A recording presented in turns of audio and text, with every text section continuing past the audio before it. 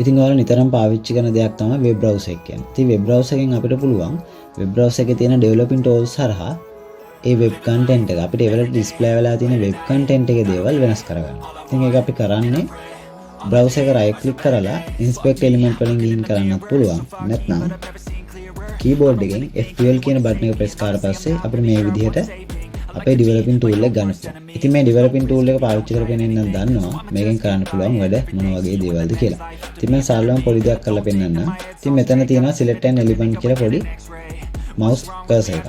ඉතින් ඒක ක්ලික් කරලා පස්සේ මේ වෙබ් බ්‍රවුසර් එකේ ලෝඩ් වෙලා තියෙන වෙබ්සයිට් එකේ තියෙන එක එක එලිමන්ට් අපිට පුළුවන් mouse එක අරන් ගිහින් ඒ ටික select කරගන්න. මේ විදිහට mouse එක අරන් ගිහින් මම සාමාන්‍ය විදිහට තියෙන මේ text එකක් ක්ලික් කරනවා. ක්ලික් කරලා පස්සේ ඒකට අදාළ එලිමන්ට් එක මෙයාලා මේ වෙබ්සයිට් එකේ හදලා තියෙන කොහොමද කියලා අපිට මෙතනින් බලා ගන්න පුළුවන්. ඉතින් අපිට පුළුවන් මේකේ කන්ටෙන්ට් එක මේ විදිහට ඩබල් ක්ලික් කරලා වෙනස් කරගන්න. එහෙම වෙනස් කරාට පස්සේ අපිට ඕන තැනක තියෙන දේ මේ විදිහට වෙනස් කරගන්න පුළුවන්, ස්ටයිල්ස් වෙනස් කරගන්න පුළුවන්, ගොඩක් දේවල් මේ වෙබ් පේජ් එකේ වෙනස් කරගන්න පුළුවන්.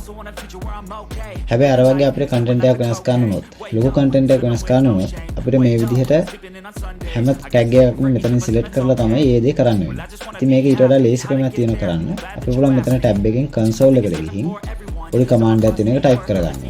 ඉතින් මේ කමාන්ඩ් එක වෙන්නේ document.designmod සමානයි උඩුකම ඇතුලේ on කියලා ටයිප් කරන්න තියෙනවා. මම තියාගෙන design mode කියන එකේදී mod කියන එකේ m අකුර capital type කරනවා. ඉතින් ඒ විදිහට type කරලා enter කරන්න. enter කරාට පස්සේ අපිට request එකෙන් අදාළ response එකක් එවනවා on වුණා කියලා. කියන්නේ අපි මේ request කරපු design mode එක on වෙලා කියලා යා අපිට පොඩි message එකක් එතනින්ම පෙන්නනවා.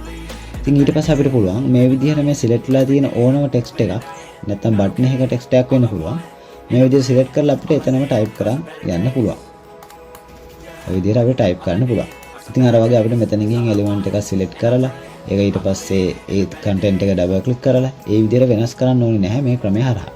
ඉතින් මේක ඕෆ් කරගන්නත් අර වගේම document.designmod කියන එක ඕෆ් කියලා ටයිප් කරලා එන්ටර් කරාට පස්සේ එයා මේක ඕෆ් වුණා කියලා අපිට රෙස්පොන්ස් එකක් පෙන්නනවා. ඉතින් ඔය විදිහට තමයි වෙබ් බ්‍රවුසර් වල තියෙන ඉන්ස්පෙක්ට් එලිමන්ට් එක යූස් කරලා ඒකේ තියෙන කන්ටෙන්ට් අපිට වෙනස් කරන්න පුළුවන්.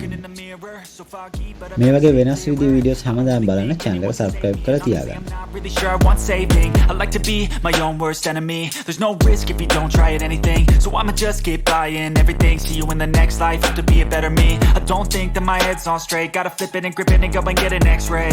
What's wrong with me? I just feel weight pushing on my chest and it squeezes till I suffocate. Better change my mindset, meditate. It's pretty cool that I'm alive and that better.